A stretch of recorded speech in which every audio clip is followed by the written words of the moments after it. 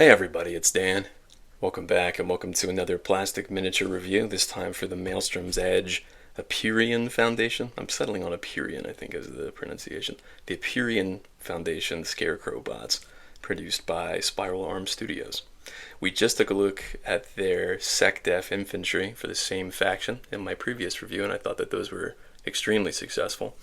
But you should also know, as with that review and the next one that's coming from Maelstrom's Edge, that this is sponsored by Spiral Arm Studios because they were kind enough to send this to us for review purposes. So big thanks to them, as with the last review and as with the next review, for their sponsorship of this review. So this is going to be kind of an unusual one, and I think kind of a quick one in the scheme of things, because this set, unlike the last one, which was for 6 miniatures, is for 2. So this, the price point on the last one, I mentioned all their like standard infantry seems to be about $21 US for 6 infantry miniatures.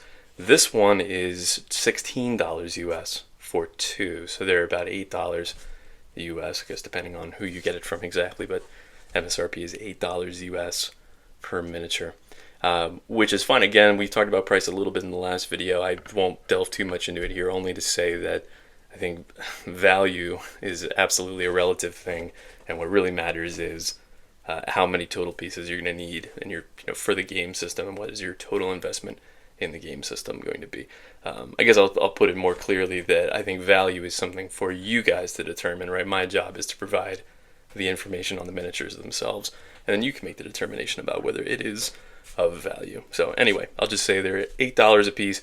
I have found that I think that's a reasonable price point for a skirmish level game for what are essentially support pieces.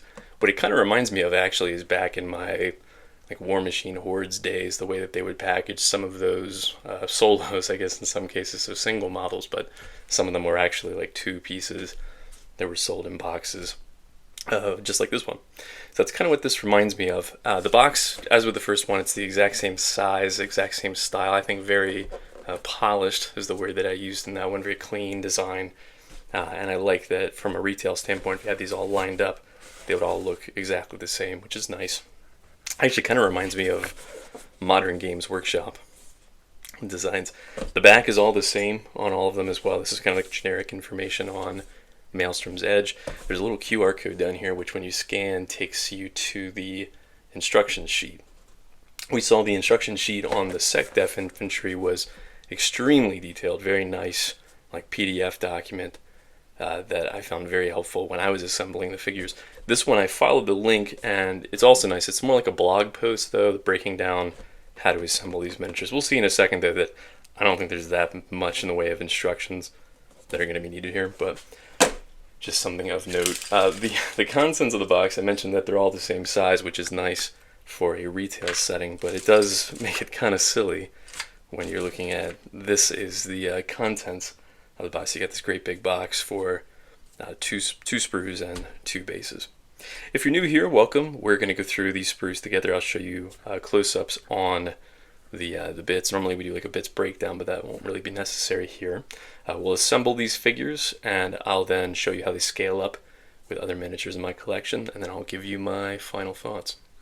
This is going to be, I mentioned, also kind of an unusual review, in addition to it being, I think, a comparatively quick review, in that it's sort of running right up against the line of what I would consider multi-part plastic sets. That's what we review on this channel. We look at what I've always called multi-part plastic, but I realize I think that term is probably limiting because like what I don't delve into are like push fit miniatures that are meant to be assembled a single way, like monopose plastic figures. That's a big part of why I moved away from Games Workshop plastics in the first place, right? So there are some companies that also do miniatures that are meant to go together a single way, like Malifaux is a great example of that, where there are maybe multiple parts, but it's a monopose figure. So in this particular case, what we have are, it's a multi-part that can be put in multiple poses, so it kind of checks those boxes. However, it's not intended to have a lot of different options like you might expect from a multi-part plastic set from, say, War Games Atlantic, or we talked about North Star as well, or even the SecDef infantry that we just looked at, which had lots of weapon options that you could choose between. This one is kind of something in between those worlds where it's multiple parts, you can pose it however you want, but really the only options that we're going to see that are on it are a couple of different weapons that you can equip. But we'll get there in a second. So again, you're going to get 2 of these sprues. I left this one in the packaging, but both of them came this way, kind of vacuum sealed or semi-vacuum sealed inside of a box, or inside of the bag, excuse me. You get these 2 bases, which are also curious to me because as with the ones that came with the SecDef infantry, they had this little bit of beveling here, but I can't figure out the size because it's not 25 millimeters. Because here's a 25 millimeter round right here. However, when I hold this up, you can see that it fits inside, and if I try to make it flush with the side, I almost want to say this is like a 28 millimeter round base, which I've never seen before, but that's cool.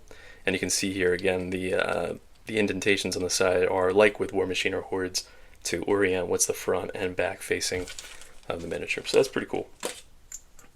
So I mentioned too, you're going to get 2 of this sprue, which from once again glancing at the assembly instructions, it seems that you're going to use all of these pieces in the assembly, save one of the weapons. So let me just show you the front and back here. Again, this is going to be a very unusual review for the channel, and that there's really not much to go over except to show you the detail. Right, and so let me just kind of pan around the sprue here so you can see there's different pieces that are meant to be like leg joints. There's a head, and then there are these 3 weapons. So there's like a flamethrower thing down here, some kind of plasma cannon, I guess some other kind of, I don't know, rail rifle. So you're going to end up using 2 of those from what I saw in the assembly instructions. One goes on the shoulder and one goes on one of the arms, and then here's another arm there. But otherwise, what you're looking at essentially are just different pieces of the robot that I'm going to then go through and put together. So let me stop rambling about that, I guess, because that's really all there is to do with this review. Let me assemble these figures. I'll put both of them together, and we'll see how the assembled models look. Alright, I built them both up. I used basically all the bits that came in it. Really, as I mentioned, the only options you have are which weapon arm goes on the right arm, and then which head. There are 2 head options. I've used both here. You can see it's a subtle difference between them, but they are different. It looks like the backpack piece is also optional. Like there's a like some tanks or something that go on the back, and then this piece that has antennae on it is optional to add on. So otherwise, I used all of the bits that came on the sprue, and I guess that is maybe one point I wanted to highlight here, which is that I've always used the term multi-part kind of generically to refer to plastic sets that have multiple pieces but can be assembled multiple ways and have multiple options. What I almost need to refer to now is you've got multi-part, which is of course multiple pieces, multi-pose, which is that you can pose them in different ways, and then multi-option. This set technically checks all 3 boxes, and certainly all the other sets we've looked at up until this point check all 3 boxes, but it's kind of skirting the line on the 3rd one because yes, you do have 2 head options you can choose between. Yes, you have 2 arm options for the right arm that you can choose between, but I almost view that as like mandatory in this case because you've got 2 different miniatures and you're going to want them to look different, right, or at least marginally different. So that's sort of like the bare minimum required in order to have 2 semi-unique models within this set. Because the risk, actually this came up while I was assembling these models, in not having any redundancy in, say, like a different left arm, is that if it shoots off across the room, like that happened with me, I had to take 15 minutes to find it because there was no backup, there was no alternative left arm for me to choose. And yeah, if it had been like a different like close combat weapon or like even a closed fist, just to have something else to fall back on, not only for modeling purposes, but in case something gets lost,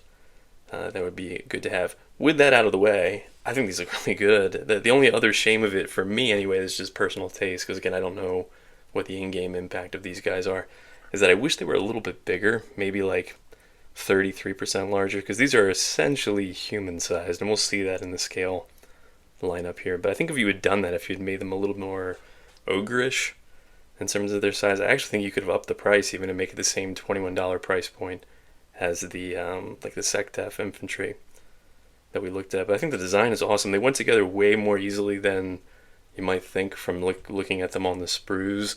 I found what you do, and the notes on the like the assembly instruction guide I mentioned, if you scan that QR code, it takes you to a little post from the sculptors on how they recommend you put these miniatures together.